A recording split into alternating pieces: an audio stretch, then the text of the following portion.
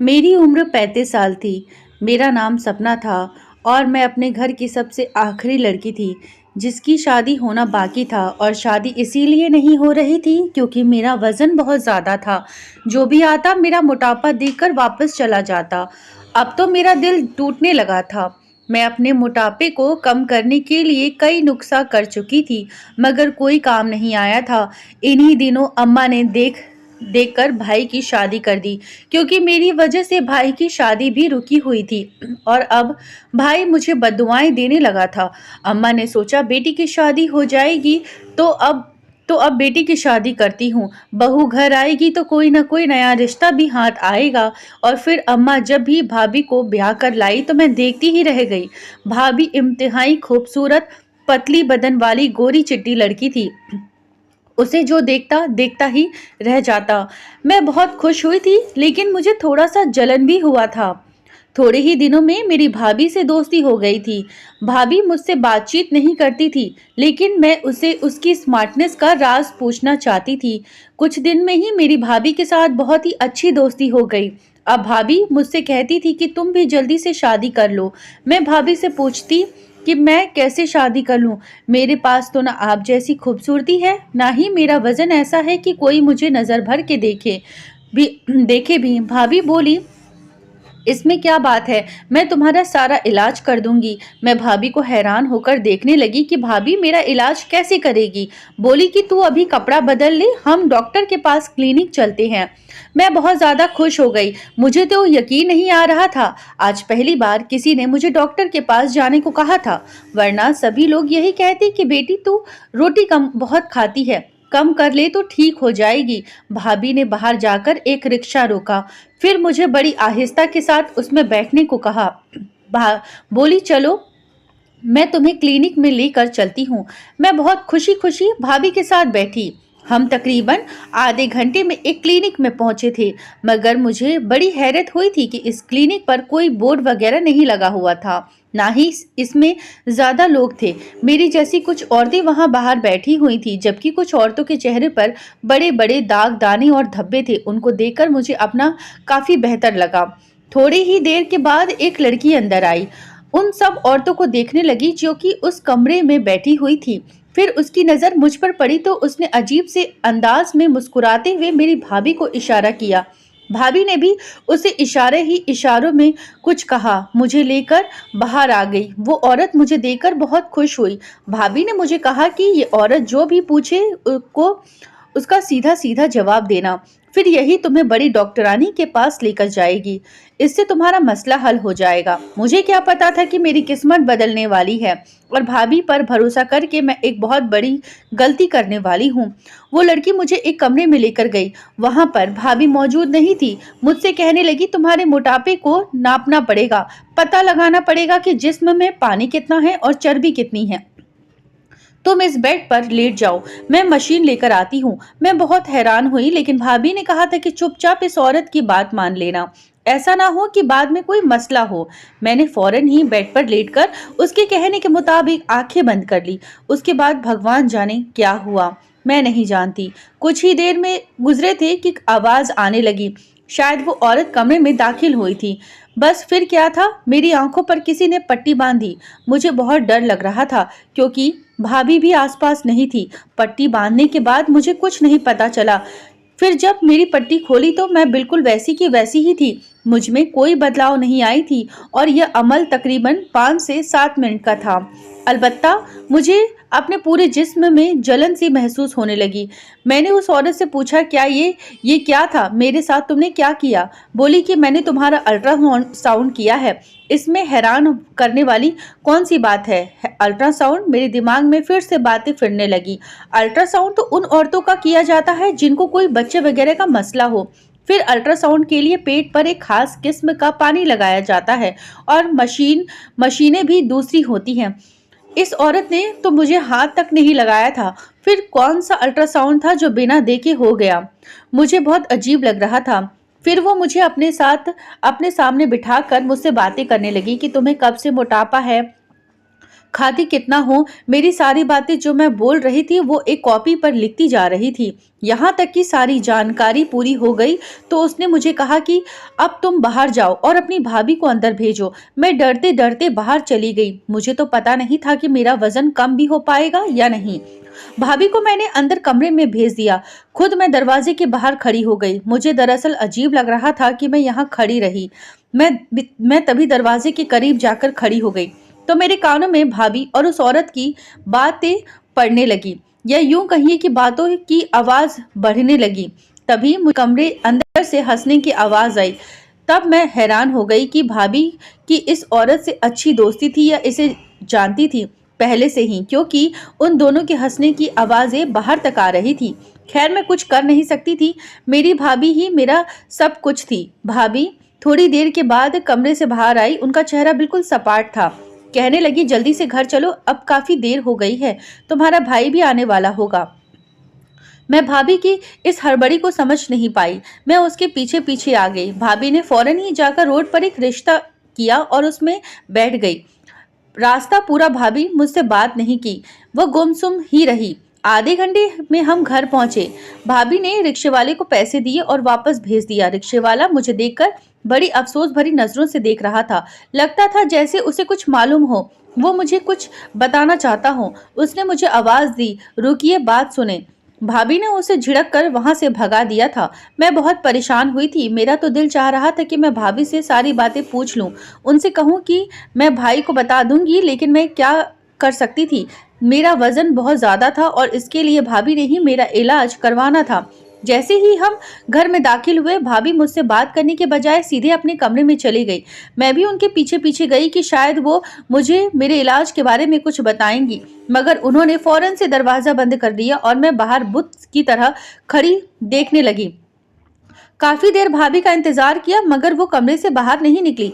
मैं इसी तरह अजीब अजीब ख्याल सोचकर अपने कमरे में आ गई। तभी अम्मा ने मुझे बुलाया, कहा कि भाभी तुमको बुला रही है। मैं बाहर गई तो भाभी बहुत खुश लग रही थी।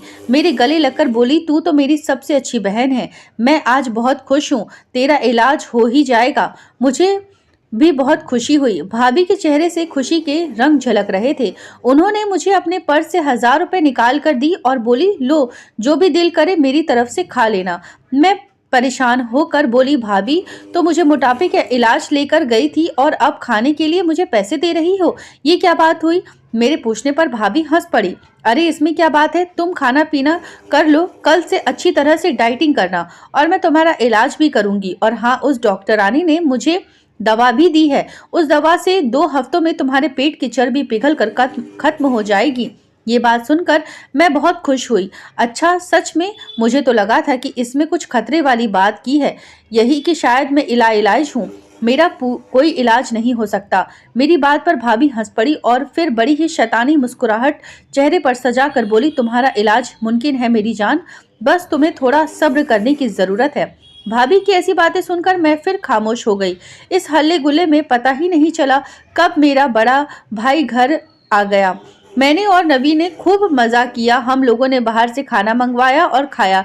इन सब में अपनी दवा के बारे में भूल गई थी। सब कामों से फारिग होकर भाभी कमरे में आई। उनके हाथों में छोटी सी शीशे की बोतल थी। मेरी तरफ देखती ही बोली थी, नौकरानी ने मुझे दी है, इसमें क्या होगा, ये तो बहुत बहुत थोड़ी सी दवा है। मैंने कहा था, नहीं, इसी से तो असल होगा, यह बहुत असरदार दवा है। ये कहकर भाभी ने वो बोतल मुझे दिखाई। उसमें किसी खास किस्म का तेल था। भाभी ने मुझे बताया कि इसे नाक में डालकर रात भर सो जाना है। सुबह उठूंगी तो मेरा वजन कम होने के लिए लगेगा, मेरे जिस्म बहुत सारे बदलाव आना शुरू हो जाएगी। भाभी की बात सुनकर मैं बहुत खुश हुई। भाभी ने कहा, ये दवा बहुत महंगी है, मैंने तुम्हारे लिए 10,000 रुपए की ली है, इसको बहुत ख्याल करना, एक एक कतरा तेल का नाक में डालती रहना, इससे तुम्हें बहुत ज्यादा मदद मिलेगी। मैं भाभी की बात सुनकर बहुत शुक्रगुजार हुई। फिर अचानक भाभी को कुछ याद आया और वो बोली, बात सुनो, तुम इस दवा को खाने के बाद अपने कमरे में ही रहना, इधर उधर ना जाना, इससे बहुत नींद आती है। जी भाभी, मैं कहीं नहीं जाऊंगी, आप फिक्र ना करें, पूरा कोर्स करूंगी। बहुत अच्छी बात है, चलो मैं चलती हूँ, रात बहुत हो गई है। यह कहकर भाभी मेरे कमरे से चली गई और मैं उस शीशी को देखने लगी जो बहुत ही छोटी सी थी। इसमें जैसे लगता था तेल नहीं बल्कि जहर का कतरा हो। मैंने इसे खोला तो एक अजीब सी बदबू मेरे नाक से टकराई थी। खैर मैंने दरवाज़ा बंद किया और इसका इस्तेमाल करने के बाद मैं सो गई। मुझे उस रात बहुत गहरी नींद आई थी। काफ़ी देर मैं सोती रही, बिल्कुल ऐसे जैसे कोई बेहोश होता है।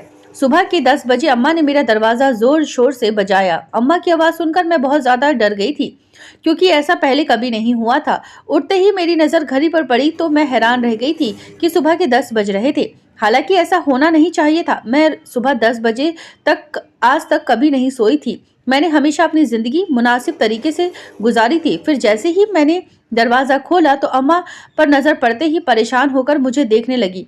अरे बेटी क्या हुआ, तुम तो बहुत जल्दी उठ जाया करती हो, आज ऐसी क्या बात हो गई? अम्मा के कहने पर मैं सच में खुद को हैरत से देखने लगी।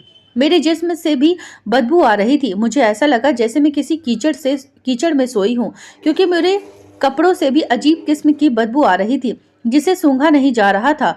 वो तो ने इस बात को महसूस नहीं किया। मैं नाश्ते पर जाने से पहले नहाने के लिए अपने कमरे में चली गई। नहा धोकर बाहर निकली, अपने आप को तरोताज़ा महसूस हुआ। मुझे बहुत बुरा भी लग रहा था इस तरह सोने से। मेरे कपड़े पहले बदबूदार कभी नहीं हुए थे, लेकिन आज तो एक अजीब ही मामला मेरे साथ पेश आ रहा था। थोड़ी ही देर बाद मैं नाश्ते पर गई। भाभी भी मेरे साथ बैठी थी। मुझे देखकर भाभी बहुत खुश हो रही थी। बोली कि रात को नींद कैसी आई है। मैं भाभी को यह भी नहीं कह सकती थी कि मुझे बहुत ज़्यादा नींद आई, बल्कि नशे वाली नींद आई, क्योंकि अम्मा भी साथ बैठी थी और हो सकता था कि वह मुझे इस बात पर भी डांटती कि तुम भाभी के साथ अकेली क्लिनिक में क्यों गई थी।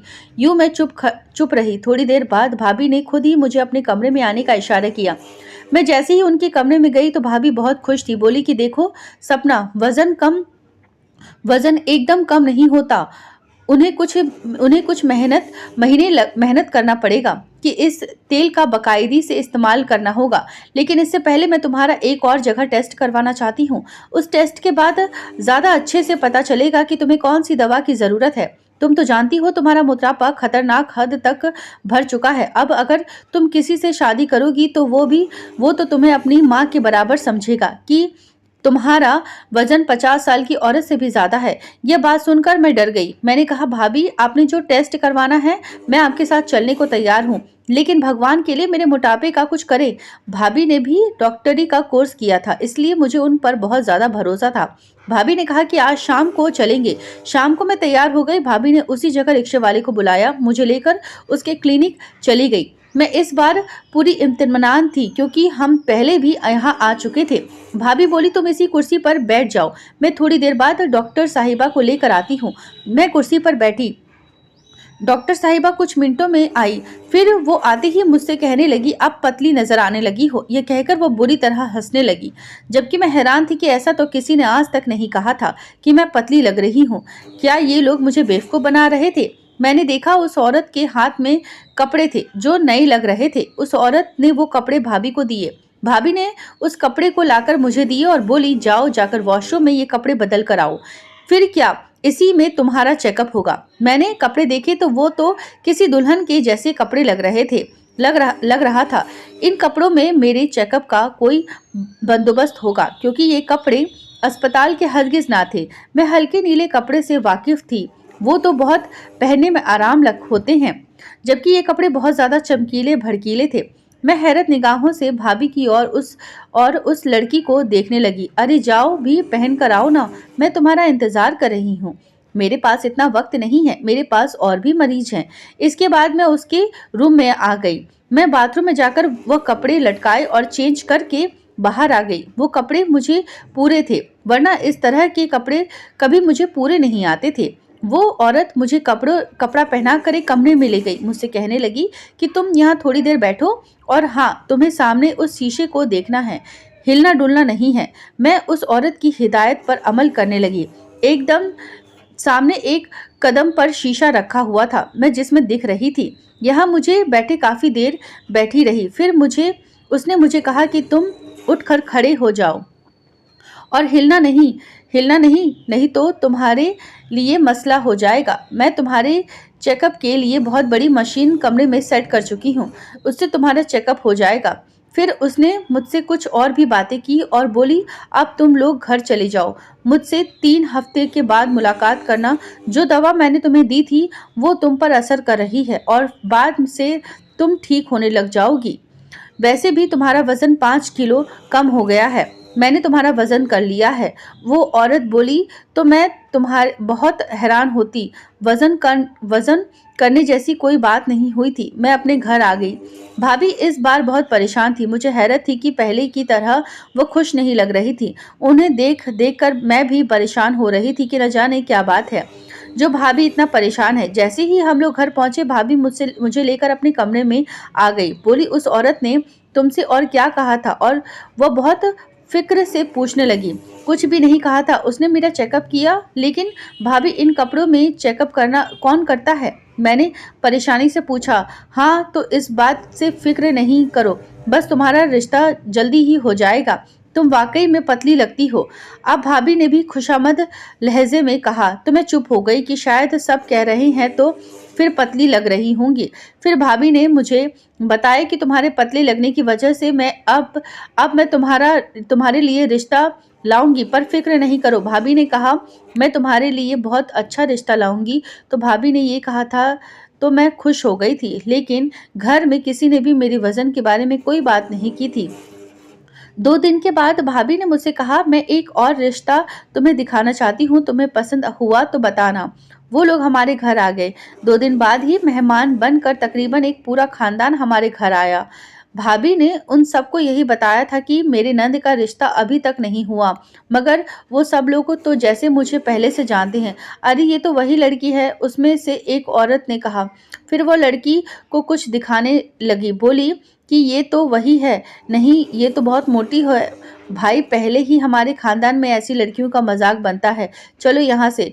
उन लोगों ने तो सामने ही कह दिया कि मैं मोटी लगती हूँ और ऐसी लड़की से रिश्ता नहीं कर सकते। दिल टूटा था मगर मैं खामोश रही। वैसे भी भाभी ने कहा थी कि अगर तुम्हारी शादी या रिश्ता इन लोगों के साथ नहीं होता तो फिर मैं अपने भाई से तुम्हारी शादी खुद करवाऊंगी। तुम इस बात की फिक्र नहीं करो।